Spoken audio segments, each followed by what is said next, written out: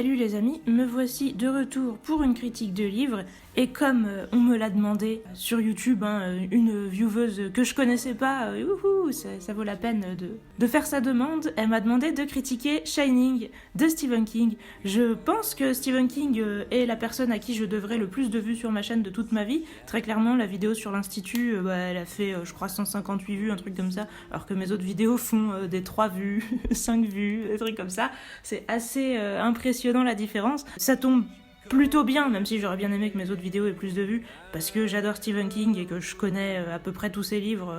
Bon, à part les récents que j'ai pas encore lus, il y en a 2-3 que j'ai pas encore lus, mais grosso modo, je les ai presque tous lus, je m'y connais assez bien, je suis assez passionnée par le sujet, donc tant mieux que ce soit pas un truc que j'aime pas, qu'il se fasse de plus de vues que le reste sur ma chaîne. En tout cas, je l'ai écouté en livre audio, je l'avais lu en TXT il y a, je sais plus, peut-être 10 ans.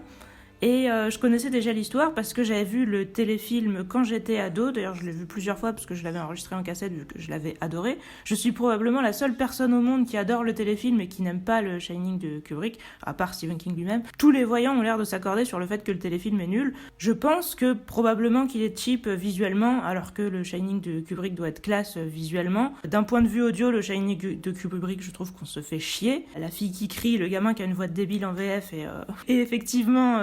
Jack Nicholson qui a l'air d'un méchant dès le début, il y a vraiment rien, puis il y a des longues scènes où ça parle pas et tout, alors que le Shining en téléfilm, eh ben, il respecte totalement le livre. En fait, il le respecte même tellement que quand j'ai lu le livre au moins 10 ans après avoir vu le téléfilm, je me suis dit oui, bah c'est la même chose quoi. Et du coup, j'en ai presque pas gardé de souvenirs, c'est pas un livre qui m'a marqué, ni qui m'a trop intéressé. Du coup, je me suis dit que c'était bien que je le relise maintenant parce que bah peut-être que là, ça fait vraiment beaucoup plus longtemps que j'ai pas vu le téléfilm. Je vais pas vous mentir, je visualise le téléfilm au fur et à mesure que je lis le livre. Je peux pas m'en empêcher, j'ai connu le téléfilm avant et je l'ai adoré. La première fois que je l'ai vu, j'avais genre peut-être 15 ans ou un truc comme ça. C'était à la télé, donc forcément, je suis tombée au milieu. J'avais pas vu le début. J'ai été extrêmement marquée par la partie que j'ai vue.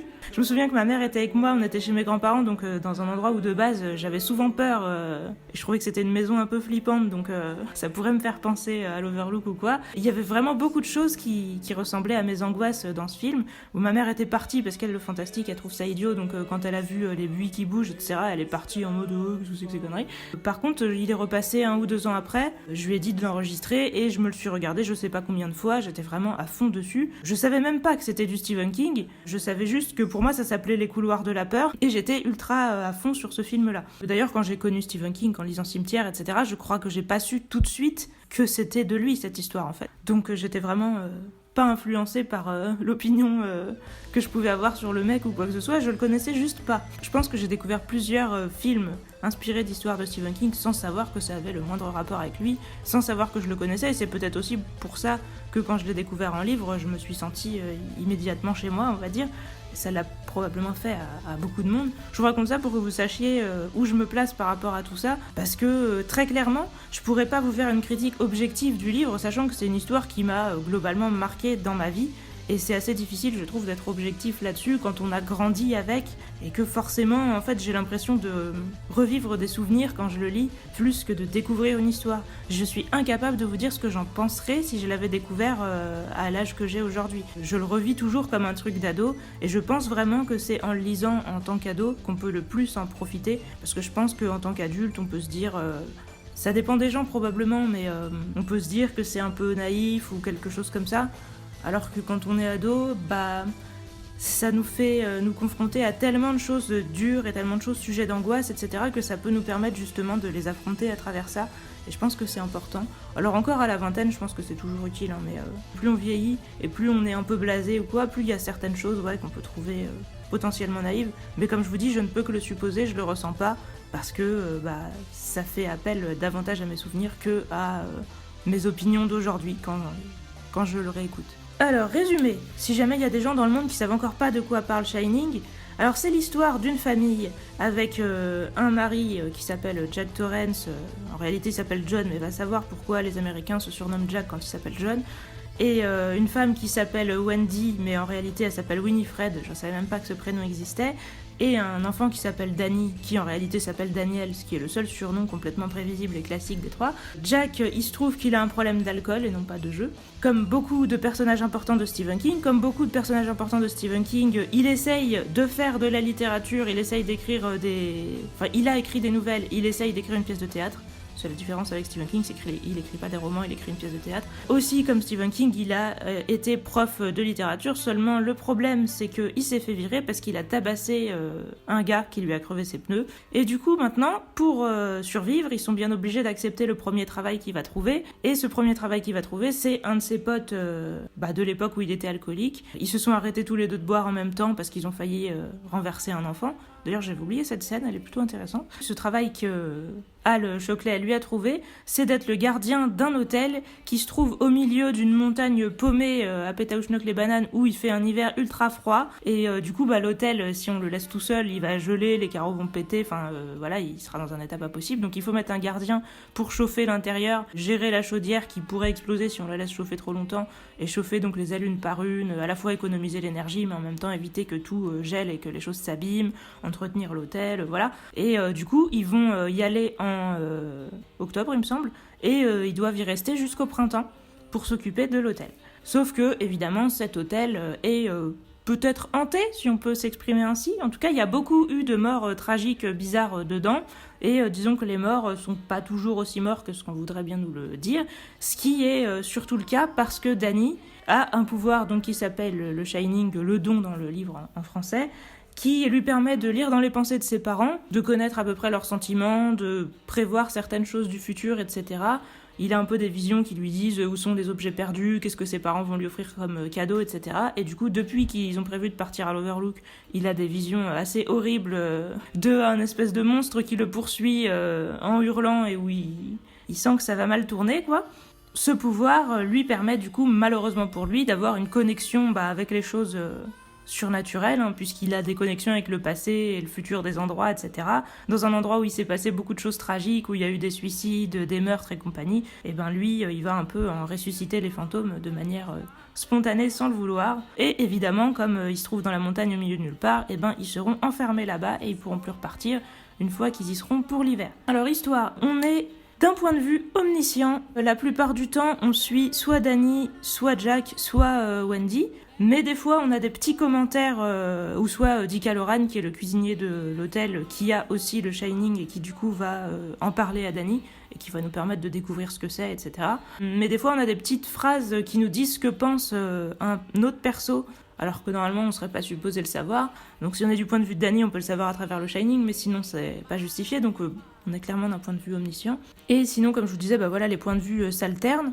On a plusieurs parties, c'est clairement construit comme une tragédie. On sait dès le début ce qui va se passer à travers les visions de Danny. Le Shining permet vraiment d'avoir cet effet tragédie parce qu'on a très clairement des scènes du futur, juste qu'on ne sait pas comment elles vont arriver. L'intérêt, c'est pas du tout de savoir qu'est-ce qui va se passer, parce que qu'est-ce qui va se passer, on le sait depuis le début, donc ça change de la majorité des livres de King qui sont des livres à suspense. Là, l'intérêt, c'est surtout de savoir comment ça va se passer et surtout de voir Jack lutter en lui-même, parce que il a ses pulsions d'alcoolique, violent, etc. Parce que dans son passé, on sait qu'il a cassé le bras de Danny, parce que Danny avait renversé de la bière sur le manuscrit qu'il était en train d'écrire. Il l'a accueilli avec un grand sourire, etc. Genre, regarde papa ce que j'ai fait, ouhou.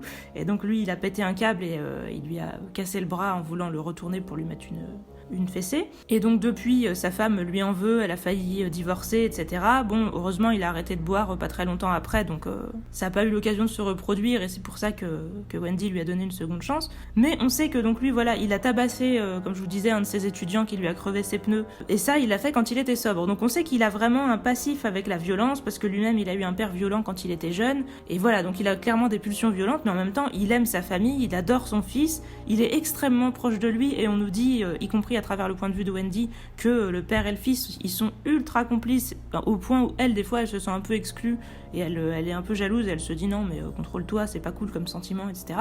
Donc on sait vraiment qu'en lui, il y a le côté violent, qui s'apitoie beaucoup sur lui-même, qui se trouve sans arrêt des excuses, qui est vraiment lâche et qui est le côté accro à l'alcool et voilà, extrêmement complaisant en fait, et beaucoup dans le déni, et le côté qui essaye d'être un mec responsable, qui essaye de s'occuper de sa famille, de faire du mieux qu'il peut, etc.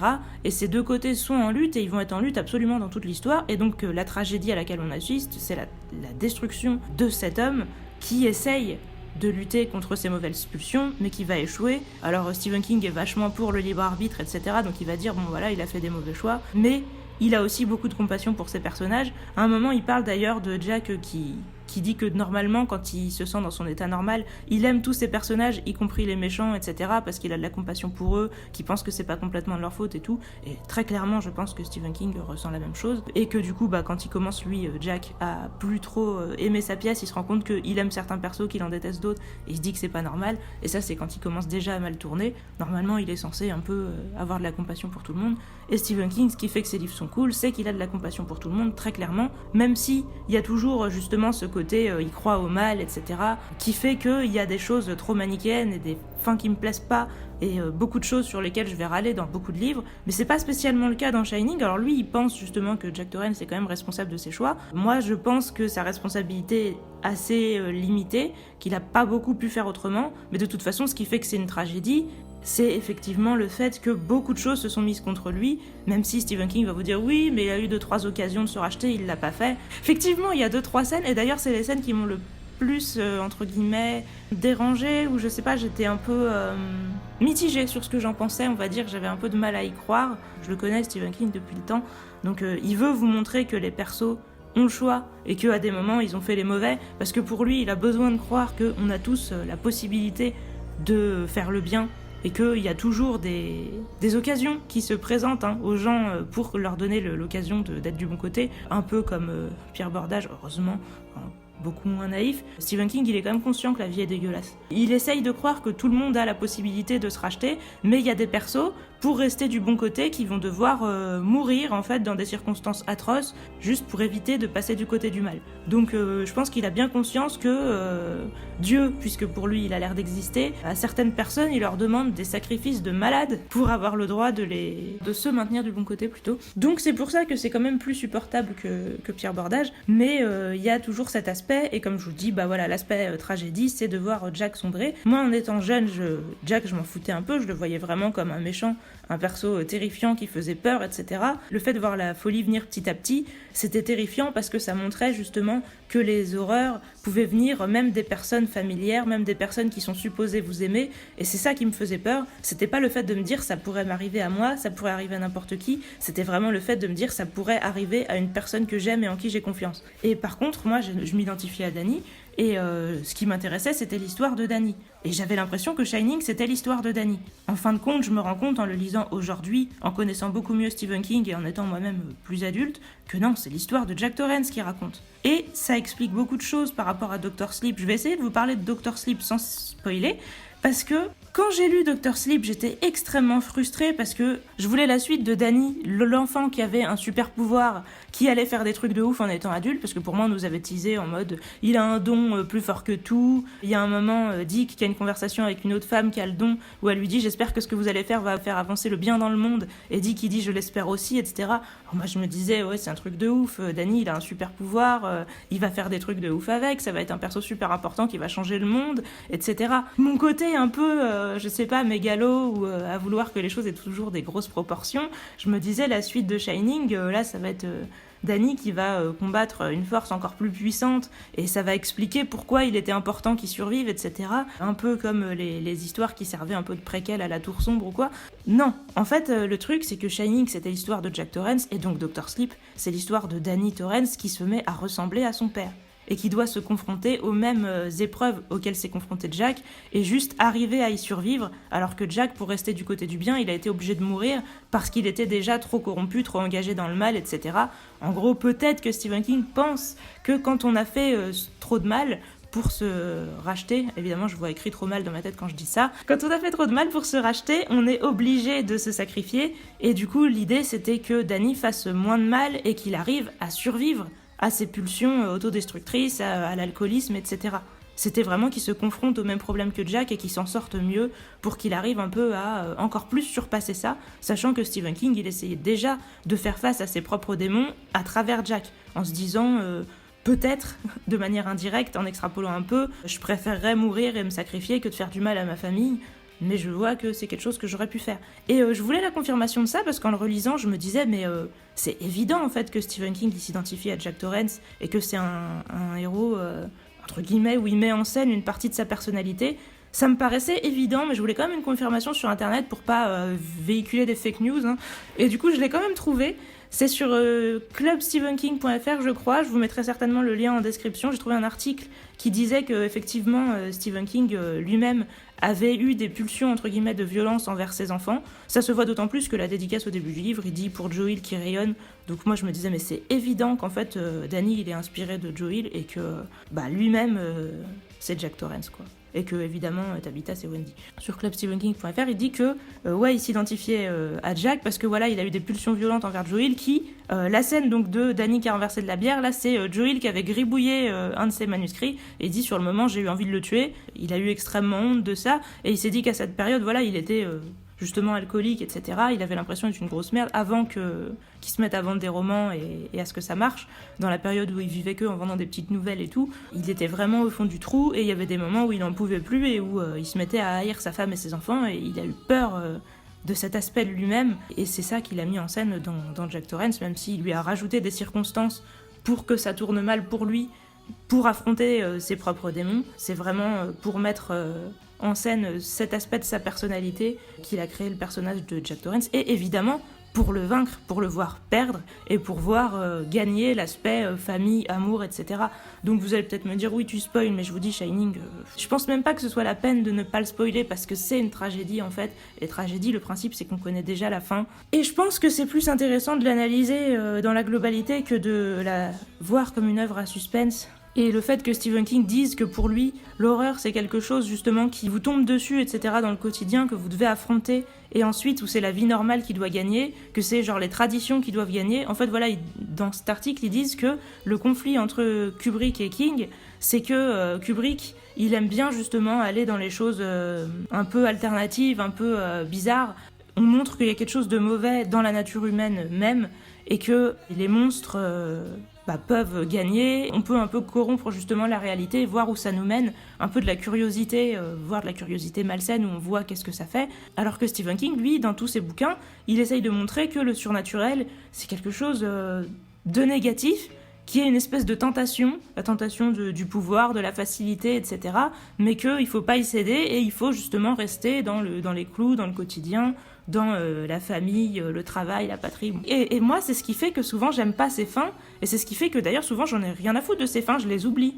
Je les oublie parce qu'elles m'intéressent pas, parce que c'est l'horreur qui me marque, et le truc, c'est que je pense qu'il doit être un peu conscient de ce contre-coup, on va dire, de sa méthode de travail. Le truc, c'est que lui, il fait ça pour affronter ses peurs, et ensuite, il a besoin de se rassurer et de se dire que tout va rentrer dans l'ordre, il a besoin de faire gagner le bien. Mais moi, ce qui me permet aussi de profiter des livres de Stephen King et d'y croire, et de rentrer dedans, et de trouver justement que c'est pas grotesque, que c'est pas caricatural, que c'est pas si naïf que ça, même s'il y a des petites choses qui le sont, c'est justement que Stephen King, c'est un vrai combat qu'il mène contre lui-même, que du coup les victoires à la fin des livres, c'est des victoires de Stephen King, c'est pas des victoires juste fausses en fait, c'est pas juste un mensonge, l'auteur il a pas écrit ça en se disant bon il faut bien que ça se termine bien, alors il y a certains de ses livres qui sonnent comme ça, et je vous le dirai et je m'en plaindrai systématiquement, mais il y a certains de ses livres où ça sonne juste parce que je pense que lui-même, il s'est battu et il a gagné et il estime avoir le mérite d'avoir gagné, il a pas triché, et c'est pour ça que ça sonne quand même juste, et la chose la plus importante qu'il faut que vous sachiez, si je vous l'ai pas déjà dit,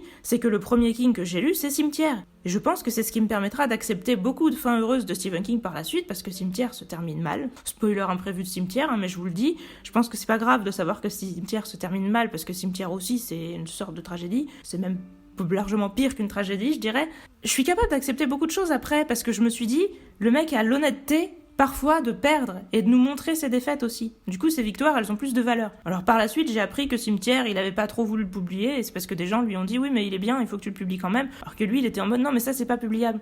Il avait quand même cette pudeur, entre guillemets, que je comprends totalement, parce qu'en lisant Cimetière, moi, je me disais, si ce mec a estimé qu'il devait balancer ça à la gueule du monde, il me fait flipper. Parce que c'est le genre de gens, quand ils ont le Covid, qui vont tousser à la gueule des gens et puis qui se marrent, tu vois. Je me disais ça, en fait. Parce que très clairement, cimetière, c'est une sorte de maladie mentale que vous pouvez attraper par contagion en la lisant. La première fois que je l'ai lu, j'étais un peu flippée de la personnalité de Stephen King. Et en fait, en lisant d'autres, je me suis dit, non, en fait, il a été honnête. Après coup, je me rends compte que bon, il a été honnête parce que des gens lui ont dit c'est important, c'est bien, il faut que tu le publies, et il l'aurait pas fait par lui-même. Je suis très heureuse qu'il l'ait publié. Je suis heureuse aussi qu'il ait pas voulu le publier tout de suite et qu'il ait eu cette pudeur-là, parce que comme je vous dis, je vois ce qu'il y a de mal là-dedans. Ouais, je l'aurais moins estimé en tant que personne sur le plan moral, etc. s'il l'avait publié en se foutant des conséquences. Maintenant, je pense que c'est important de nous laisser mener nos propres combats aussi, qu'il faut pas tout nous édulcorer, hein. Des défaites, on en verra bien assez vite dans nos vies. C'est plus facile de survivre à celles des autres. Encore une fois, de se vacciner en ayant les maladies en version un peu atténuée plutôt que de les vivre nous-mêmes. Spoiler de la vie, vous pouvez lire Cimetière à 17 ans, c'est pas grave parce que généralement on prend quand même vachement plus cher après dans la réalité qu'en lisant un livre, aussi horrible qu'il soit. Alors le concept, eh ben justement, si vous pensez que le concept c'est de montrer un hôtel hanté et un enfant avec des super pouvoirs, je suis désolée de vous le dire mais vous vous trompez. Le concept c'est vraiment la personnalité de Jack Torrance, c'est de montrer un mec qui a une famille, qui aime très fort sa famille, mais qui est alcoolique, qui a des pulsions violentes et qui va devoir lutter entre les deux tout le long du livre. Et tout le reste, c'est qu'un prétexte. Le Shining de Danny, ça vous permet d'avoir des scènes qui vous montrent que ça va mal tourner pour Jack, et justement de vous dire mais mec, mais résiste, etc. Et puis de se demander mais comment il va en arriver là, comment c'est possible, et d'être d'autant plus choqué et d'avoir un sentiment d'inéluctable face à ce qui lui arrive, etc. Le fait que l'hôtel soit hanté, ça vous permet de montrer justement la violence, la tentation de la violence, etc., que c'est un truc un peu omniprésent, un peu insidieux, comme une espèce justement de tentation qui vous parle à l'oreille, une espèce de petite voix qui vous chuchote des trucs en vous disant allez, laisse-toi aller, va dans tes pulsions, quelque chose qui vous donne entre guillemets des excuses, c'est quelque chose qui vous pousse et qui vous rend passif, mais quelque part vous choisissez d'être passif. Il y a un peu de ça justement face aux addictions, donc c'est une bonne métaphore. Mais en fait tout est une métaphore pour les addictions, la famille, la tragédie. Et c'est vraiment Jack Torrance qui est au centre du récit. Je suis au regret de vous dire que c'est ça le concept et que si, comme moi, vous étiez au début en train de penser que c'était l'histoire d'un gamin avec des super pouvoirs, qui allait devenir trop cool en grandissant, ça allait devenir un putain de super-héros et tout, non. Déroulement de l'intrigue, donc je vous disais, une alternance de points de vue, plusieurs actes, une sorte de dégradation. Les visions de Danny nous montrent comment ça va se terminer dès le début. Au début, les visions de Danny nous montrent la fin, et plus l'histoire avance et plus ça se resserre et plus ça se recoupe. Les visions de Danny nous montrent des choses qui datent d'un peu avant et plus on arrive vers le milieu du livre, plus les visions de Danny vont montrer des choses proches et plus les choses qui lui arrivent vont se rapprocher aussi de ses visions. Donc on a un peu les deux trucs qui se télescopent, et à partir du moment où elles se télescopent dans les faits, je dirais au moment de la chambre 217 environ, et ben là ça va commencer à être l'horreur qui devient réelle, Jack qui devient plus flippant, même s'il va encore avoir beaucoup de retours à sa personnalité de base, et il en aura jusqu'au bout, hein. Mais c'est vrai que justement, il y a un gros gap entre sa personnalité de base et sa personnalité de mec horrible, et je suis un petit peu déçue par ce gap. J'aurais bien aimé que ce soit plus resserré aussi, qu'on ait plus une progression, un truc un peu plus pervers à ce niveau. On en a un peu quand même, hein. Des moments où il vous dit par exemple qu'il faut qu'il les corrige parce qu'il les aime, etc. Mais voilà, j'aurais peut-être aimé qu'on aille plus dans cette direction-là. Évidemment, je pense que ça aurait été dangereux pour King de s'aventurer là-dedans. Mais j'aurais bien aimé qu'il le fasse. De toute manière, dans ses livres, il a vraiment tendance à tout le temps aller dans les sujets dangereux, et c'est pour ça que je l'aime, je vous l'ai toujours dit. Parce qu'il dit des choses sur la psyché humaine, etc., dont personne ne parle, des choses extrêmement impudiques, des choses extrêmement difficiles à avouer. Quelqu'un qui vous dit justement que, bah oui, il aime ses enfants, mais que des fois, il a eu envie de les tuer. C'est pas tout le monde qui a le courage de dire ça, et il fait ça pour tout, depuis le début de son œuvre, etc., et c'est vraiment ce que j'aime le plus en lui, c'est cette franchise, cette envie de tout sortir, de tout mettre à plat, et quelque part, la croyance plus ou moins implicite que c'est positif de faire ça, parce que oui, c'est quelque chose de naïf, c'est quelque chose qu'on choisit de croire parce qu'on aime la connaissance ou quoi, mais c'est encore, je pense, je vous l'ai déjà dit, mais je sais pas si je l'ai déjà dit dans une vidéo que j'ai publiée, vu que je vais certainement publier cette vidéo dans le désordre par rapport aux autres, et largement avant celle que j'avais prévu de publier. Moi aussi, j'ai décidé de croire en la connaissance, bien que ce soit naïf. Voilà, c'est un peu le principe d'avoir des idéaux, c'est que ce soit pas quelque chose de facile.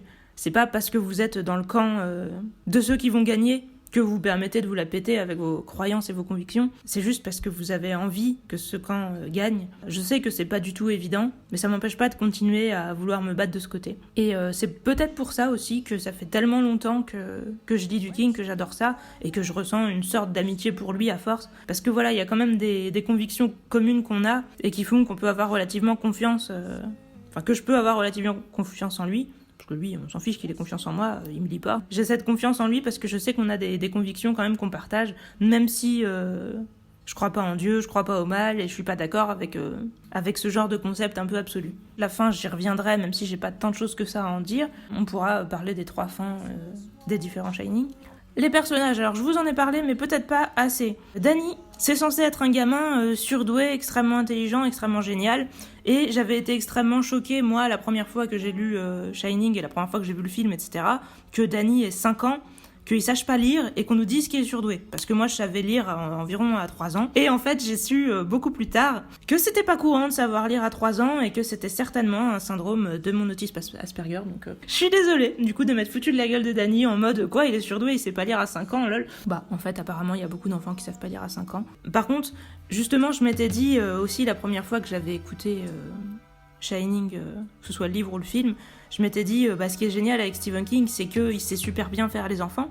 Alors aujourd'hui, je suis un peu plus mitigée. Ce qui est génial, c'est qu'il fait les enfants avec fascination, amour, empathie, etc. et pas avec condescendance, comme malheureusement beaucoup trop d'auteurs, qui font juste que les enfants sont des espèces d'adultes en plus cons. Chez Stephen King, les enfants, ils ont plus d'intuition, moins de rationalité, et du coup, ils ont l'air beaucoup plus réalistes dans ça. Émotionnellement, ils sont beaucoup plus réalistes, effectivement, dans le fait qu'ils ont vraiment un côté éponge. Ils sont beaucoup plus amoureux, mais en même temps, les gens qu'ils aiment, ils sont vraiment dans un amour inconditionnel avec, etc. Donc oui, il y a beaucoup d'aspects où Stephen King est très doué pour faire les enfants. Maintenant, je me rends compte que très certainement que Danny lui a été inspiré par son fils, et c'est pour ça qu'il a cet amour, cette fascination, etc. dans son personnage, où on voit qu'il essaye justement de comprendre un enfant.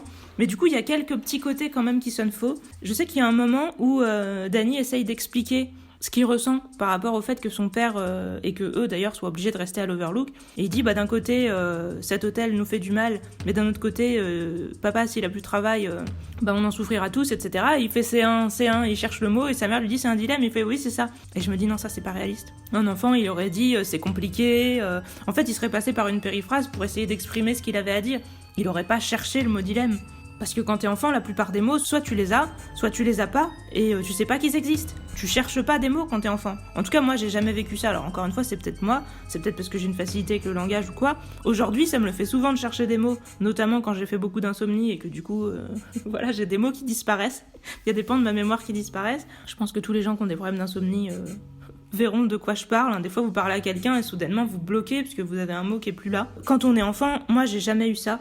J'ai aucun souvenir de ça et je pense pas que ce soit très réaliste. Je pense que c'était vraiment pas compliqué de faire une périphrase pour exprimer ce qu'il avait exprimé plutôt que de chercher le mot dilemme. Et donc voilà, il y a des petites choses comme ça. Le fait que Danny s'exprime souvent de manière trop adulte. Alors il y a des passages qui sont extrêmement mignons et plutôt réalistes. Par exemple, dans l'Overlook, il y a au début Ullman qui explique à Jack, etc., que c'est la crème, le gratin, etc., qui viennent dormir dans cet hôtel, etc.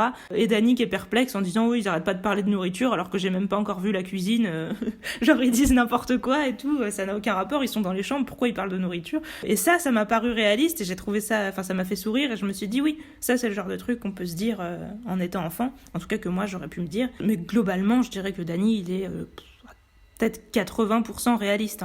Franchement, Stephen King, c'est un des auteurs les plus doués pour faire les enfants. Je suis toujours assez d'accord avec moi-même. C'est juste qu'aujourd'hui, j'arrive à trouver des imperfections même chez lui. D'un côté, c'est bien parce que ça veut dire que, justement, c'est plus un peu l'horizon. Parce qu'avant, quand j'ai commencé... après, c'est un des premiers auteurs que j'ai lu et que j'ai énormément lu. Donc au départ, Stephen King, pour moi, c'était un peu l'idéal de ce qu'il fallait atteindre en termes de suspense, en termes de réalisme, de narration, de profondeur des personnages, enfin sur plein de choses, c'était un peu l'idéal à atteindre.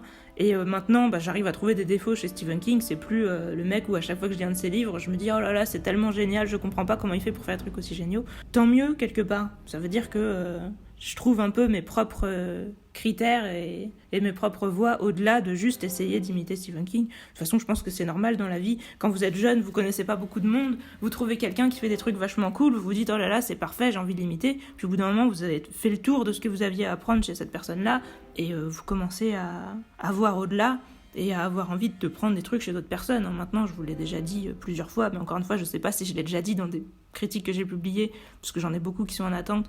Maintenant, l'auteur que j'admire le plus ou quoi, c'est Brandon Sanderson. Ça n'a rien à voir. Mais justement, je pense qu'il a des choses différentes, entre guillemets, à m'apporter. Et quand je le lis, lui, je suis presque toujours par terre à la fin. Et avec Stephen King, ça me le fait beaucoup moins. Enfin, comme je vous dis, ça veut rien dire. Et puis forcément, vous vieillissez, vous avez lu 10 fois plus de livres, 10 fois plus d'auteurs différents, etc. C'est normal que vos critères changent, quoi. Donc, ça veut pas dire que Stephen King est pas cool. Il restera toujours dans mes auteurs préférés de toute façon, parce que comme je vous dis, les auteurs qu'on a lus à l'adolescence et qui ont déterminé qu'on allait se mettre à fond dans la lecture, parce que moi, avant Stephen King, j'en avais rien à foutre de la lecture. Hein. Il a complètement changé ma vie sur ce plan. C'est quelque chose que j'oublierai jamais. Donc ces livres, ils auront toujours une place importante dans ma vie, et ça changera pas. En tout cas, Danny, voilà, c'est un enfant censé être surdoué, qui a le don, qui aime énormément ses deux parents, mais surtout son père. Du mal à savoir pourquoi, vu le comportement de son père. Justement, il y a une espèce de connexion entre eux, parce que quelque part, ils se ressemblent plus, et c'est ce qu'on aura l'occasion de constater en lisant Dr. Sleep, parce que je vous disais que voilà, Danny a un peu les mêmes défauts que son père. Est-ce que c'est logique? Je sais pas. Du coup, Wendy, elle est un peu intruse, à la fois parce que les deux se comprennent plus, se ressemblent plus, etc. En même temps, c'est un personnage cool, parce que c'est une femme plutôt forte, etc. Elle est loin d'être stupide, elle a des bonnes idées à des moments, elle se bat pas mal. Elle se bat dans plein de sens du terme, au sens propre comme au sens figuré. Moi, ce qui me rend un peu triste dans le personnage de Wendy, c'est que tout ce qu'elle fait, elle le fait uniquement pour son fils, et donc ça résume, entre guillemets, la femme forte à une mère qui se bat pour son enfant, et on sait pas du tout si elle aurait eu une vie propre, des désirs propres ou quoi que ce soit, si elle avait pas eu Danny. Très souvent, elle est en mode oh là là, j'ai plus la force de lutter, je sais pas trop, machin, puis après elle se dit non, je dois continuer pour Danny, etc. Alors ça me dérange pas complètement, mais j'avoue que moi, qui aime pas trop les enfants, qui ai beaucoup de mal avec tous ces délires autour de la maternité, de la paternité, de l'instinct maternel, enfin, je crois pas du tout dans ces choses-là. Ça veut pas dire que je crois pas que les parents aiment leurs enfants, évidemment. Mais je pense pas que ce soit des sentiments innés ou instinctifs. Et donc le fait de mettre les phrases, je sais plus, je crois que c'était dans Brume, que Stephen King avait écrit un truc du style il y a des choses qu'il y a qu'une mère qui peuvent leur apporter, etc. C'est ce cliché qui est plus ou moins implicite dans ce roman qui me dérange en fait. Le fait que voilà, une mère, elle a l'instinct maternel, donc elle a l'instinct de protéger son enfant comme une lionne contre tout et n'importe quoi, qu'elle pourrait mourir pour lui, qu'elle pourrait tuer pour lui, etc. D'avoir un peu cette impression qu'elle est réduite qu'à ça, même si elle a quand même un passé, elle a quand même des problèmes avec sa mère, elle a quand même, voilà, mais d'un côté, je crois pas qu'elle ait de boulot, on nous parle pas de ce qu'elle fait dans la vie, on nous parle pas de ses propres désirs, sur ce qu'elle-même elle aurait envie de faire en dehors de s'occuper de son fils et d'être avec son mari. Elle a pas de vie, Wendy, en fait. Ça me dérange un peu aujourd'hui. Je pense que je m'en étais juste pas rendu compte en étant jeune, parce que j'étais accoutumée à ce que les femmes soient des potiches dans les fictions, et donc de me dire, bah elle, au moins elle se bat, etc. Donc ça, c'était au-dessus de la moyenne. Ouais, on se rend pas vraiment compte, mais il y a beaucoup de clichés, plus ou moins inconsciemment, légèrement misogynes dans la majorité des fictions, qui font qu'on a intégré ça, et qu'aujourd'hui, que c'est un peu plus déconstruit, je m'en rends compte et que ça me dérange. Ça me dérange qu'on réduise le personnage de Wendy à son instinct maternel, parce que très clairement, elle est quasiment que ça. Alors après, c'est toujours mieux que ce que font beaucoup de femmes dans beaucoup de fictions, et évidemment que ce que fait la Wendy dans le Shining de Kubrick, même si je ne sais plus si elle s'appelle Wendy ou pas dans le Shining de Kubrick, parce qu'elle, elle fait que hurler, et qu'elle sert à rien. Le fait de la réduire à l'instinct maternel, je trouve ça dommage, alors que Jack, voilà, il a pas juste son, entre guillemets, instinct paternel, lui d'ailleurs qui est moins présenté comme un instinct que comme un espèce d'amour, justement. Après, il y a un peu un côté tradition, famille, etc. Genre c'est ma famille donc je l'aime, etc. C'est peut-être moins caricatural, et puis comme je vous dis, il a une vie en dehors, il essaye d'écrire des livres, il a eu sa vie de prof avant. Voilà, Jack c'est vraiment celui qu'on connaît le plus. Du coup, on voit plus en quoi sa famille lui tombe dessus comme un espèce de truc qui le gêne, et c'est ce qui peut expliquer pourquoi il va avoir envie de les buter, et c'est ce qui est complètement inspiré du ressenti de Stephen King. Et moi, je pense qu'il faut pas oublier que les femmes aussi, en fait, elles ont une vie avant d'avoir leur mari et leurs enfants, et qu'elles aussi, elles peuvent avoir des désirs, des aspirations, etc., et qu'elles aussi, le fait d'avoir un enfant, ça peut faire obstacle à leur développement personnel. Je repense à des séries dont j'ai fait des critiques, mais où je les ai pas encore publiées. Je pense à Genius, où Einstein, avec Mileva, il était en mode « Ouais, moi c'est normal, il faut que je fasse mes travaux, etc. C'est plus important. Bah, elle aussi, elle avait envie en fait d'être une scientifique épanouie, etc. Et au final, bah, il lui a laissé les enfants parce que c'était une femme. Et du coup, c'est elle qui a dû sacrifier sa vie personnelle. Ça va absolument pas de soi. Tout le monde a le droit d'avoir des rêves et pas d'être réduit à une mère. Pareil pour la saison 2, du coup, avec Picasso et Françoise, où il lui dit « Oh, on va faire quelque chose ensemble ». Elle est en mode « Oh, une collaboration ?» Non, un enfant. Et du coup, pareil, elle va être obligée de renoncer à la peinture pour s'occuper de ses enfants à cause du mec qui, lui, repart et lui, il continue de faire sa passion. Il n'y a pas de problème avec ça. Donc, Stephen King, il est bien gentil, mais est-ce qu'il s'est déjà demandé si sa femme, elle ressentait pas un peu la même chose ? Une envie de se débarrasser de ses enfants et de tabasser la gueule de son mari en lui disant mais les enfants on les a fait à deux, connards, alors peut-être qu'au bout d'un moment on devrait partager les responsabilités et que ça devrait être normal en fait et que tu devrais pas me mettre ça sur le dos quoi. Je pense qu'il s'en est rendu compte en vieillissant, mais peut-être pas à cette époque, et malheureusement ça se voit de manière implicite dans ce livre. Sinon, je vous disais, Dick Hallorann, le cuisinier qui a aussi le Shining, qui est un noir, on nous parle quand même pas mal oh, est-ce que je vais les aider alors que c'est des blancs, du mec qui lui parle à lui en mode oh, je sais pas si je vais faire ceci parce que c'est un noir, etc. Je suis un peu attristée, mais je me dis que c'est pas irréaliste, donc j'ai grincé des dents, mais c'est un peu triste quand même, parce que Dick Hallorann, c'est quand même un personnage positif, et que même lui, il se demande oh là là, je vais les aider alors que c'est des blancs. Je me dis ouais, tu pourrais pas te dire oh, c'est quand même con que je vais les aider alors que je les connais pas. Ça m'aurait pas dérangé en fait, mais on s'en fout que ce soit des blancs, enfin je sais pas. Je serais même pas étonnée en fait que ce soit vraiment une pensée que beaucoup de personnes aient, et je me dis bon, c'est pas parce que Dick Hallorann est un personnage positif et qu'on le voit pas beaucoup qu'il doit pas avoir des pensées un peu moches, un peu inavouables, etc. Encore une fois, c'est la force de Stephen King de faire des persos un peu ambivalents. Donc ok. Donc Dick Hallorann, il est cool sinon, hein, parce que là quand je vous dis ça, vous allez me dire c'est un connard, mais non. Il a le Shining aussi, il va expliquer à Danny ce que c'est, il va tout de suite s'attacher à Danny parce que il a jamais vu un gosse avec un don aussi puissant, et il se dit le principe du Shining, c'est d'avoir une empathie spontanée où on a l'impression de lire dans les pensées l'un de l'autre et donc d'être un peu en fusion mentale. Quand vous avez le Shining et que vous rencontrez quelqu'un qui l'a, spontanément vous aimez cette personne proportionnellement à la puissance de son Shining. En tout cas, c'est l'impression que ça donne quand on voit justement le fait que Dick s'attache ultra spontanément à Danny, et Danny s'attache aussi assez spontanément à Dick, même si Danny il a l'air d'aimer tout le monde, hein. C'est un gosse hyper joyeux, hyper positif, donc la seule chose qu'il aime spontanément pas c'est l'hôtel, et il a bien raison sur ce plan. C'est un personnage assez cool qui parle énormément du soleil, de la Floride, qui va là-bas, etc., et qui va vous dire justement bon, il aurait bien aimé y rester en Floride. Donc c'est le personnage positif et heureux qui aurait aimé rester dans son bonheur, mais qui va un peu se sacrifier justement pour sauver cette pauvre famille à qui il arrive des horreurs. Après, on a plein de persos secondaires. Je vous disais, le Hal Shockley, qui est l'ami de Bovary de Jack, qui a arrêté de boire, qui est riche, et qui donc lui donne une offre d'emploi. Ils ont fait un peu les 400 coups ensemble. Ça a pas l'air d'être un mec mauvais, hein. De toute façon, ils ont eu le même défaut, et ils s'en sont sortis tous les deux en même temps. Et bon, Hal a eu la chance de ne pas tomber sur son propre hôtel, puisqu'apparemment il avait des parts d'action dedans, donc il aurait pu y aller, mais heureusement ça lui est pas tombé dessus. Il y a le fameux Ullman du début, qui est un mec un peu hyper dirigiste et un peu fatigant, parce que spontanément il aime pas Jack et il lui dit je vous aurais pas confié l'hôtel, je vous fais pas confiance, etc. Ça nous permet de bien nous montrer la personnalité de Jack, qui le déteste spontanément et qui est assez injuste envers lui, et injuste d'une manière égocentrique, parce qu'il voit que ses propres intérêts et il en a rien à foutre des intérêts d'Ullman qui tient à son hôtel, etc. Il va avoir un peu de compassion pour lui par la suite au moment où ils seront à l'hôtel, mais il en a pas dans la première scène, et c'est intéressant justement de faire attention à ces détails-là quand on en est à la je sais pas combienième lecture, parce qu'on se rend compte en fait que Jack, ses côtés, comme je vous disais, extrêmement complaisant, il les a dès le début, et c'est très clairement ça qui va faire qu'il va partir du mauvais côté. Donc je pense que ce livre est aussi un espèce de moyen de nous montrer les défauts les plus dangereux. Je sais pas si je vous l'ai déjà dit encore une fois dans les vidéos que j'ai publiées ou pas, mais dans Cimetière, j'ai trouvé que ça parlait beaucoup du déni. Là, c'est plus sur la complaisance, dans les défauts qui vraiment précipitent les personnages dans ce qui va les détruire. Là, c'est vraiment la complaisance, quoi. Donc Jack, je pense que j'en ai assez parlé. L'apparence, alors on sait que Jack et Danny, ils ont les yeux bleus, bleu-gris, dans mes souvenirs. Danny, il est blond comme sa mère, mais sinon il a un peu du physique de son père, même si on sait pas trop en quoi.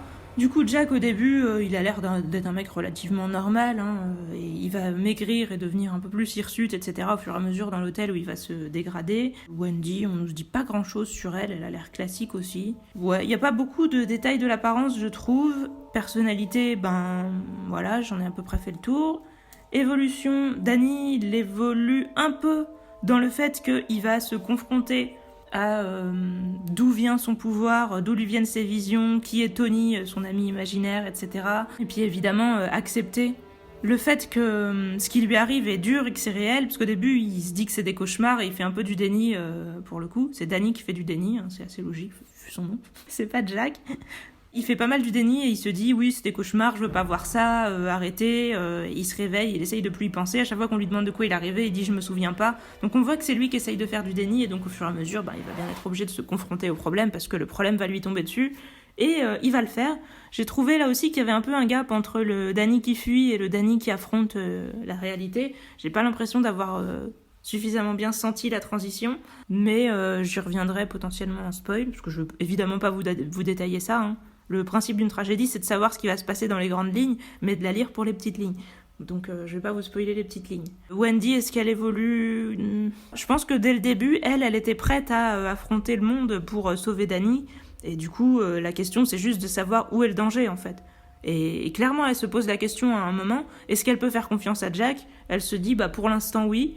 Et elle fera confiance à Jack aussi longtemps qu'elle peut. Juste, elle est réaliste à ce niveau, en fait. Quand il y a moyen encore qu'il les aide, elle essaye. Alors malheureusement, à ce moment, elle sait pas qu'il est déjà suffisamment partagé pour faire certaines actions pour eux, certaines actions contre eux, et que du coup, comme il est un peu agent double, elle va pas que dans son propre intérêt, en lui disant les idées qu'elle a pour s'en sortir. Elle fait vraiment de son mieux à ce niveau, et quand ça devient explicite que Jack est foutu, elle l'accepte et elle se bat contre lui. Donc je pense pas qu'elle évolue, mais je pense pas qu'elle en ait vraiment besoin non plus, parce que comme je vous disais, elle se limite un peu à son instinct maternel, et elle a jamais eu l'air d'avoir quoi que ce soit d'autre qu'il fallait développer ou faire évoluer. Et au niveau de l'instinct maternel, elle a pas d'évolution à avoir, elle est déjà au max en fait. L'univers et les créatures, alors c'est notre monde, mais il y a des gens qui ont le Shining, donc le Shining ça consiste à avoir une empathie ultra exacerbée où vous pouvez lire dans les pensées des gens. Si vous êtes vraiment balèze, ça vous donne aussi des prémonitions de l'avenir, qui sont pas toujours justes, mais quand même souvent. Ça peut aussi vous donner des prémonitions du présent. Dick explique qu'il a su quand son frère était mort, qu'il a eu une vision de son train qui déraillait, etc. Et que du coup il a su que c'était le cas avant qu'on lui annonce. Tout dépend encore une fois de la puissance du Shining. Et donc le Shining c'est quelque chose qu'on reverra dans plein d'autres livres de Stephen King, y compris dans La Tour Sombre, etc. C'est un pouvoir très récurrent. Faut dire que c'est un pouvoir bien pratique. Parce que si vous avez besoin de mettre des persos en fusion mentale ou de faire qu'il y a des persos justement qui sont des annonciateurs de catastrophes en mode on vous dit que ça va mal tourner, ça permet de mettre une ambiance de tragédie, etc. Voilà, ils ont le Shining, point. Donc du coup, il y a plein de persos qui ont des pouvoirs surnaturels dans Stephen King, enfin dans son œuvre, où on peut se demander s'ils ont le Shining ou non. Il y en a plein où c'est un peu extrapolé de le dire, mais il y en a vraiment plein où on peut se le demander. Je vais pas spécialement faire la liste maintenant, parce que ça va être des livres dont j'ai pas encore parlé et que je veux pas tout spoiler non plus. Mais c'est une question intéressante de savoir qui a le Shining et qui a pas le Shining. Stephen King, par moment, lui-même, il tripe sur le fait d'avoir un univers étendu, et par moment, il en a rien à foutre, et du coup, ça a l'air d'être des coïncidences, enfin, on sait pas trop, quand il y a des choses qui se ressemblent dans différents de ses livres, et je trouve que c'est très intéressant, parce que ça permet justement de beaucoup spéculer, et encore une fois, c'est pas dérangeant, parce que c'est pas du fanservice, c'est pas artificiel, c'est pas pour vous faire chercher, c'est pas pour vendre des livres, ça se voit qu'à chaque fois qu'il fait quelque chose, c'est parce que c'est sorti de ses tripes, c'est sorti de son cœur, c'est comme les rêves qu'il fait, c'est comme si vraiment il nous donnait directement des rêves ou quoi, il n'y a pas de raison pour lesquelles des fois les choses sont cohérentes et font univers étendu, et pour lesquelles des fois elles le sont pas. Donc c'est pas dérangeant et c'est extrêmement intéressant à décrypter. Moi j'adore décrypter mes propres rêves, alors du coup ça me fait la même chose avec l'univers de Stephen King, et ça me fera probablement la même chose avec tous les auteurs qui sont suffisamment honnêtes. Outre le Shining, donc il y a l'Overlook qui est hanté, mais comme je vous dis, il est un peu plus que simplement hanté, c'est pas juste les fantômes qui sont méchants, c'est vraiment l'hôtel qui a une personnalité en lui-même. C'est un peu sous-entendu que c'est l'hôtel qui exacerbe les pulsions négatives des gens, qui font qu'il y a des gens qui passent au meurtre, il y a des gens qui passent au suicide, etc. dedans, et ensuite ces gens deviennent des fantômes dont l'hôtel peut se resservir, et qui restent à l'intérieur et qui l'utilisent un peu comme des espèces d'esclaves ou d'images ou de proxy ou quelque chose, mais de base c'est l'hôtel qui fait les choses. Donc c'est un peu une présence floue, on n'en sait pas beaucoup sur lui. Il y a des personnages, le fameux Lloyd du bar ou le Grady qui était le gardien précédent, qui vont parler à Jack, etc. et qui disent oui, le manager il veut vous recruter, etc. Et donc le manager il nous dit que c'est l'hôtel. Voilà, on sait que l'hôtel du coup a une sorte de conscience mauvaise, mais on ne sait pas exactement qu'est-ce que c'est comme sorte d'entité. Et il n'y a pas beaucoup de choses dans lesquelles on peut le retrouver dans le reste de l'univers de King, je trouve. Parce qu'il y a beaucoup d'autres entités mauvaises, mais elles n'ont pas trop tendance à posséder des lieux. Elles ont plutôt tendance à être des choses soit qui ressemblent à des humains ou à des monstres ou quoi. Et malheureusement, ça reste assez flou, donc on ne sait pas trop. Les gens qui ont le Shining, on nous sous-entend quand même beaucoup que c'est des gens qui sont spontanément des gens bien, puisqu'ils ont beaucoup plus d'empathie, etc. Donc forcément, ils sont plus appelés à faire le bien. Cela dit, Jack, il est tout à fait possible qu'il ait un peu le Shining et que c'est pour ça qu'il était plus sensible aux horreurs de l'hôtel. C'est même pas tout à fait possible, je pense qu'on peut dire que c'est avéré. Parce que Dick dit qu'il a l'impression que les parents n'ont pas le Shining et que donc il sait pas trop pourquoi l'enfant l'a. Parce que apparemment c'est héréditaire, lui je sais plus si c'est sa grand-mère qui l'avait ou un truc comme ça, mais c'est pas non plus héréditaire de façon systématique.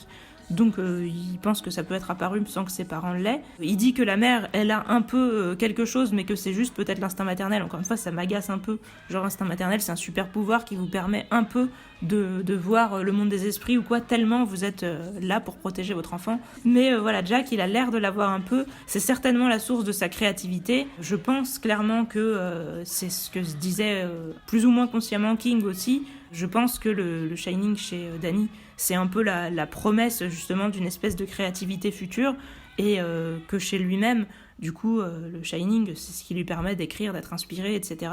Et donc c'est ce qui donne aussi ça, ce côté-là à Jack. Et c'est aussi par là que vient sa faiblesse parce que, évidemment, ton imagination, quand t'es en train de bader, de mal tourner, elle se retourne complètement contre toi. C'est pour ça qu'il était sensible aux horreurs de l'hôtel. Et donc c'est à double tranchant. Le Shining de base, ça vous prédispose au bien, mais ça fait que vous êtes aussi plus réceptif au mal, quoi. Logique et cohésion, moi j'ai pas vu de faute, mais il y a beaucoup de choses qui sont limite, on pourrait se dire, des choses qui tombent tout pile, etc. Alors c'est pas forcément gênant, parce que comme je vous dis, comme cette histoire est écrite comme une tragédie, le fait que les choses font vraiment une gradation, qu'elles s'arrêtent toujours avant que ce soit trop grave, mais qu'on sait que la fois suivante ça ira un peu plus loin, que la fois suivante ça ira encore un peu plus loin, etc. C'est logique d'un point de vue narratif en fait. Ça l'est pas si vous imaginez que cette histoire est dans la vraie vie, mais si vous voyez ça justement comme un récit, comme une sorte de cauchemar. Encore une fois, les cauchemars ils sont réels, pour moi en tout cas. Pour moi, du coup, les fictions qui sont écrites avec le cœur, etc., elles sont réelles, et du coup, cette progression narrative, elle révèle quelque chose de réel, donc pour moi, elle est pas dérangeante. Elle est pas logique. Si on essayait de la voir comme quelque chose de similaire à notre réalité éveillée, mais comme quelque chose d'émotionnel, elle l'est. Et moi, j'ai pas de problème avec le fait qu'on exprime des choses émotionnelles du moment qu'on veut aller quelque part, qu'on a quelque chose à dire et que ce qu'on a exprimé est intéressant et que ça fait avancer les choses. Et je pense que c'est le cas avec ce livre. Donc voilà, je pense que les gens qui sont trop à cheval sur le fait que les choses soient purement réalistes auront potentiellement un problème avec ça. Et les gens comme moi, qui n'ont absolument pas de mal à lire des histoires qui peuvent se passer dans l'imagination des personnages ou quoi que ce soit et qui les trouvent pas moins intéressantes pour autant, trouveront qu'il n'y a pas de problème avec ça. Mystère et découverte. Il y a beaucoup de mystères autour de l'hôtel. D'ailleurs, Jack passe beaucoup de temps à faire des recherches là-dessus. J'ai pas trouvé très intéressant les passages où il lit des brochures sur qu'est-ce qui s'est passé dans le passé de l'hôtel et tout, et je me dis qu'on aurait peut-être pu faire ça de manière plus impliquante, je sais pas. Il aurait peut-être pu avoir des espèces de visions justement du passé. Alors après, sur la fin justement, l'hôtel va un peu s'animer et on va voir plus des visions du passé, et là je trouve ça plus impliquant. Les coupures de journaux, quand c'est pour vous dire vraiment machin a été assassiné à tel endroit, etc., de manière très froide, oui c'est utile, mais j'ai trouvé que c'était un peu long par moments. Et je suis pas sûre que ce soit si pertinent que ça. Découvrir jusqu'où va aller Jack, est-ce qu'il va résister, comment ça se fait qu'il va pas pouvoir résister, etc. C'est une des choses qui maintient un peu de suspense. Mais c'est surtout découvrir l'hôtel et voir le combat justement entre la famille d'un côté et l'hôtel de l'autre. L'hôtel qui représente donc l'alcool, voilà, la facilité, la complaisance, l'égocentrisme quelque part, etc. Et puis c'est pas pour rien si les habitants de l'hôtel sont des fantômes. Je pense que King, s'il perdait sa famille, il allait clairement devenir un fantôme. Les fantômes qui sont du coup en train de répéter les mêmes actions en boucle, qui font non-stop la fête, mais leur vie n'ont plus de sens en fait. Donc Jack, il deviendrait ça s'il se met à boire non-stop, il deviendrait clairement un fantôme. C'est vraiment une métaphore et j'aime beaucoup justement le rapport qu'a Stephen King avec le fantastique, qu'il utilise toujours comme une métaphore pour révéler des choses réelles et pas juste pour le côté légende, etc. Je sais pas, c'est pas d'une manière cliché justement en fait, la manière dont il l'utilise, je pense que c'est ce que je préfère avec le fantastique. C'est un livre, je trouve qu'il est extrêmement facile à continuer, mais j'ai jamais été dérangée avec le fait d'arrêter de le lire. Je sais vraiment pas ce que ça aurait fait si je le lisais pour la première fois, c'est vraiment très difficile à dire je pense. Vu que la première fois, comme je vous dis, j'ai découvert le film, j'ai toujours connu l'histoire en lisant le livre. Il est facile à lire, on s'ennuie pas et tout, mais j'ai pas l'impression qu'il y ait spécialement de suspense. On peut se demander si Jack va s'en sortir, s'il va mourir ou s'il va survivre. Enfin, il y a 2-3 questions qu'on peut se poser, mais la plupart des choses, on sait à peu près ce qui va se passer, et on continue quand même parce qu'on a envie de voir comment ça va se passer, et on a envie de voir ce que vont penser, ressentir les persos. Danny, comment il va faire face au fait de voir la dégradation de son père, ce genre de choses-là, quoi. Donc, ouais, ça met un petit suspense, mais je trouve que le suspense, c'est pas vraiment la qualité essentielle de l'histoire. Et tant mieux quelque part, parce que c'est vraiment, dans la majorité des livres de King, c'est le suspense qui fait qu'on continue. Là, je trouve que c'est pas exactement ça. C'est plutôt presque une espèce de curiosité malsaine, j'ai envie de dire. Justement, le fait de se dire ce qu'on peut éprouver justement quand genre il y a un film d'horreur à la télé, qu'on est jeune, qu'on sait que ça va nous faire peur, mais qu'on a quand même envie de le regarder. Là, c'est un peu ça. Et en même temps, je sais que Shining, c'est jamais un livre qui m'a vraiment fait peur. Enfin, il m'a peut-être fait peur la première fois que je l'ai vu à la télé quand j'avais 15 ans, mais par la suite, justement, je l'ai un peu apprivoisé, donc maintenant quand je le lis, j'ai pas peur du tout. C'est un peu différent, mais je pense le fait justement de vouloir affronter des choses dures, qui sont une réalité de la vie, qui font partie de l'esprit humain, etc., c'est un peu ça qui pousse à continuer, et quelque part, je pense que c'est bien de se servir justement de cette espèce de curiosité qui peut nous pousser des fois dans la mauvaise direction, mais là en tout cas qui nous pousse plutôt dans la bonne. C'est grâce justement à des gens comme Stephen King qu'on peut recycler cette émotion qui à la base n'est ni bonne ni mauvaise pour essayer d'en faire quelque chose de bien. C'est comme si vous êtes en train de glisser dans une pente et vous n'allez pas essayer d'empêcher qu'il y ait une pente et que du coup la pierre roule, vous allez juste mettre des choses pour orienter la pierre dans une certaine direction. Je pense vraiment que c'est la bonne manière de faire. Je sais pas si c'est assez explicite ce que je vous dis, j'espère. L'écriture, elle est bien franchement. Je pense que dans les King que j'ai lus, il y en a des mieux. Elle est basique sans plus, j'aurais envie de vous dire. Il n'y a pas de choses où je me suis dit « Oh là là, c'est tellement beau, c'était tellement bien dit pas vraiment, et comme je vous disais, il y a même quelques passages où je me suis dit « Ouais, c'est moyen ». En même temps, le livre, il est assez simple, il va à l'essentiel.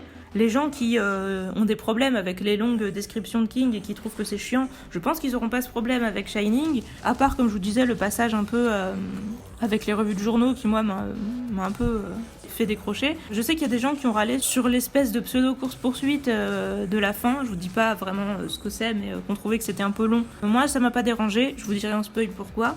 Donc l'écriture, pour moi, elle est bonne, ni plus ni moins, mais comme je vous dis, je pense qu'il y en a eu des mieux, qui m'ont plus marqué dans un sens comme dans l'autre. Sur l'échelle des livres de King, je dirais qu'elle est plus moyenne qu'autre chose. Poésie et contemplation, je trouve pas qu'il y en ait, même si on vous parle énormément de la neige qui tombe, des paysages blancs, etc. Pour moi, c'est vraiment juste pour vous montrer que l'hôtel est isolé, que personne ne peut y aller, qu'ils sont coincés, que s'ils sortent de l'hôtel, ils sont morts, etc. C'est vraiment juste pour vous montrer ça. Je trouve pas que ce soit beau dans la manière de le décrire. Je pense pas qu'il y ait vraiment de poésie dans ce livre. Suspense et action, il y en a un peu, mais comme je vous disais, on sait déjà ce qui va se passer, donc pour moi, c'est pas vraiment ça. Et les scènes d'action, est-ce qu'elles sont bien ? Franchement, j'ai trouvé qu'il y avait mieux aussi à ce niveau. Les scènes un peu de poursuite où il se passe des événements surnaturels. Je leur trouve plus grand chose aujourd'hui. Je les trouve bien comme progression vers l'horreur, mais je les trouve pas très intéressantes en elles-mêmes. J'ai l'impression que la plupart, il a déjà fait des choses mieux dans d'autres livres. Les dialogues, ils sont bien. Les disputes entre Jack et Wendy sont malheureusement bien et du coup réalistes, et les réactions de Danny face à ça aussi sont vraiment bonnes, et comme je vous dis, ça sent un peu le vécu malheureusement, et l'isolement fait que y a vraiment un côté très oppressant dans le fait qu'ils soient enfermés tous les trois ensemble, et que voilà, on sent qu'ils peuvent tous un peu devenir fous à cause de l'isolement, etc. Et puis l'isolement aussi est très progressif, parce que voilà, l'hiver il tombe pas d'un coup. Donc la neige met du temps à arriver. Avant, il y a un moment où ça va encore pas si mal. Les problèmes viennent vraiment petit à petit et tout. Donc non, c'est bien sur ce plan-là. Crédibilité et réalisme, je vous l'ai dit. Sur Danny, il y a 2-3 petits trucs, mais grosso modo, c'est bien. Wendy et Jack sont différents. Et encore une fois, c'est Jack qui est le perso le plus vivant de l'histoire. Originalité et côté marquant, moi j'étais marquée, comme je vous disais, par le téléfilm, donc forcément les passages où Jack gueule « viens recevoir ta raclée », etc. m'ont beaucoup marqué. Je pense que j'ai aussi des peurs moi-même avec ça, donc ça me parle aussi beaucoup. Le basculement dans la violence, il est bien décrit, il est réaliste. le côté un peu frénétique qu'ont les gens qui sont sujets à ça, l'espèce de je sais pas, bonheur un peu autodestructeur, une espèce de facilité où on glisse et on a l'impression que tout sera plus simple si on va dans cette direction-là. C'est bien décrit et c'est courageux de l'avoir décrit, donc le personnage de Jack est vraiment, vraiment bien fait à ce niveau. C'est intéressant et comme je vous dis, c'est courageux de l'avoir fait. 2-3 trucs que j'ai envie de dire à propos de la traduction, même si beaucoup de gens l'ont probablement déjà dit. Danny, normalement il l'appelle Doc, là dans la VF il l'appelle prof, ce qui est absurde.